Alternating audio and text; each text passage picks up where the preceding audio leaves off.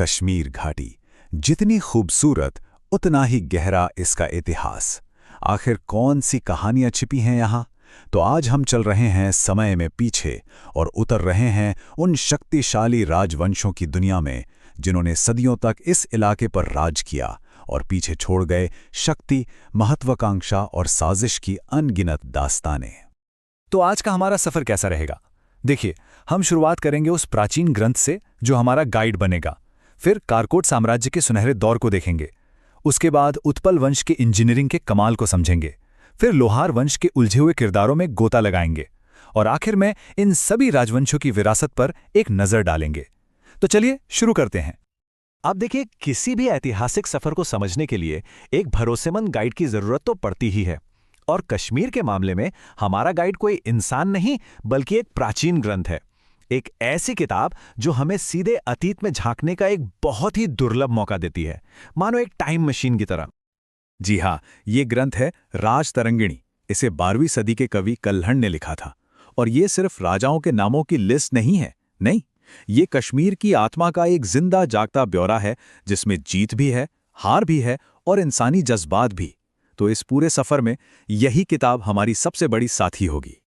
और इसी के साथ हमारी कहानी का पहला बड़ा मोड़ आता है। पहला महान राजवंश जिसने कश्मीर को भारत के नक्शे पर एक बहुत बड़ी ताकत के तौर पर स्थापित किया, कारकोट साम्राज्य। ये वो दौर था जब कश्मीर सिर्फ एक घाटी नहीं बल्कि एक उभरता हुआ साम्राज्य था। कहते हैं ना, हर बड़े साम्राज्य की शुरुआत एक दूर की सोच रखने वाले इंसान से होती है। कारकोटों के लिए वो इंसान थे दुर्लभवर्धन। 7वीं शताब्दी में उन्होंने एक ऐसे राजवंश की नींव रखी जो आने वाली कई पीढ़ियों तक कश्मीर की किस्मत लिखने वाला था। पर इस राजवंश का सबसे सुनहरा दौर, इसका शिखर, वो आया ललितादित्य मुक्तापीठ के शासनकाल में। ये एक ऐसा नाम है जो कश्मीर के इतिहास में आज भी गूंजता है। एक ऐसा नाम जो जबरदस्त सैन्य जीत और शानदार निर्माण कला दोनों का प्रतीक है।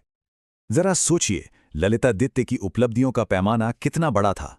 वो सिर्फ एक महान विजेता ही नहीं थे जिन्होंने अपने साम्राज्य को दूर दूर तक फैलाया, बल्कि एक महान निर्माता भी थे। उन्होंने भव्य मार्तंड सूर्य मंदिर जैसे स्मारक बनवाए। मतलब एक ही इंसान में एक योद्धा की ताकत और एक कलाकार की सोच थी। लेकिन जैसा कि होता है, बड़े बड़े साम्राज्य हमेशा नहीं रहते। कारकोटों के पतन के बाद सत्ता आई उत्पल राजवंश के हाथों में और इन्होंने कश्मीर के इतिहास में एक बिल्कुल नया अध्याय शुरू किया। ये अध्याय तलवारों से ज्यादा इंजीनियरिंग और कूटनीति से लिखा गया था। उत्पल वंश के जो संस्थापक थे, आवंतीवर्मन, वो बिल्कुल अलग मिजाज के शासक थे। उनका ध्यान जंग जीतने पर नहीं बल्कि अपने राज्य के अंदर देखने पर था। वो अपने लोगों की जिंदगी को बेहतर बनाना चाहते थे, अपनी जमीन को और उपजाऊ बनाना चाहते थे। उनकी सबसे बड़ी विरासत क्या थी? वो थी एक कमाल की सिंचाई प्रणाली जिसे सुइया नाम के एक जीनियस इंजीनियर की मदद से बनाया गया था। इसने सच में घाटी की तस्वीर ही बदल दी। बंजर जमीनें लहलहा उठीं और लोगों के लिए खुशहाली आई। ये जीत का नहीं बल्कि निर्माण का साम्राज्य था। लेकिन शायद उत्पल वंश की सबसे दिलचस्प कहानी किसी राजा की है ही नहीं बल्कि एक रानी की है। एक ऐसी रानी संरक्षक जो किसी की जगह पर नहीं बल्कि अपने दम पर हुकूमत कर रही थी और जिसने इतिहास का रुख ही मोड़ दिया। तो ये थी रानी दिद्दा, कश्मीर के इतिहास की सबसे शक्तिशाली शख्सियतों में से एक। वो एक शानदार रणनीतिकार थीं, राजनीति के हर दांव पेच को बखूबी समझती थीं। लेकिन वो उतनी ही निर्दयी भी थीं जो सत्ता में बने रहने के लिए किसी भी हद तक जा सकती थीं। उनकी कहानी शक्ति, महत्वाकांक्षा और टिके रहने की एक जबरदस्त दास्तान है।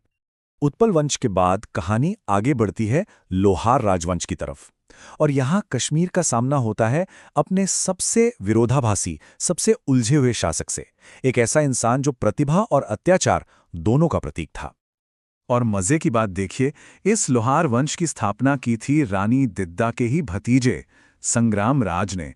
मतलब दिद्दा की विरासत ने उनके जाने के बाद भी कश्मीर की राजनीति को शेप देना जारी रखा। और यहां कहानी में आते हैं राजा हर्ष, एक ऐसा नाम जो एक पहेली की तरह है, एक विरोधाभास। एक तरफ वो एक पढ़े लिखे विद्वान थे, कवि थे, कला को बढ़ावा देते थे, और दूसरी तरफ वो एक जालिम शासक थे जिनकी क्रूरता और लालच ने उन्हें कश्मीर का नीरो जैसा भयानक नाम दिया।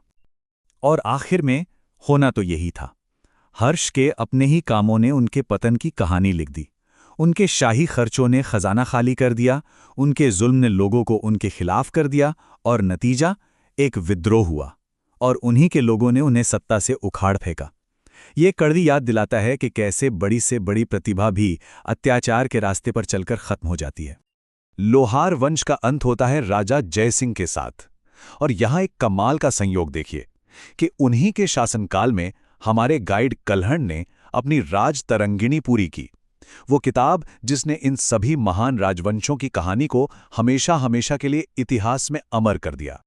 तो चलिए अब एक कदम पीछे हटते हैं और इस पूरी कहानी को, इस पूरे सफर को एक नज़र में देखते हैं, ताकि ये समझ सकें कि इन शक्तिशाली राजवंशों की सत्ता एक के बाद एक कैसे बदलती रही। ये समय सीमा हमें बिल्कुल साफ दिखाती है कि कैसे सत्ता एक हाथ से दूसरे हाथ में जाती रही। कारकोटों की जीत से लेकर उत्पलों के निर्माण तक और फिर लोहारों के विरोधाभास तक, ये लगभग 700 सालों के कश्मीरी इतिहास की एक पूरी तस्वीर है। तो आखिर में हम क्या देखते हैं? हम देखते हैं कि कैसे बड़ी बड़ी शक्तियां बनती हैं और फिर ढल जाती हैं, और ये पूरी कहानी हम तक पहुंची है बस एक किताब, एक नजरिए के जरिए।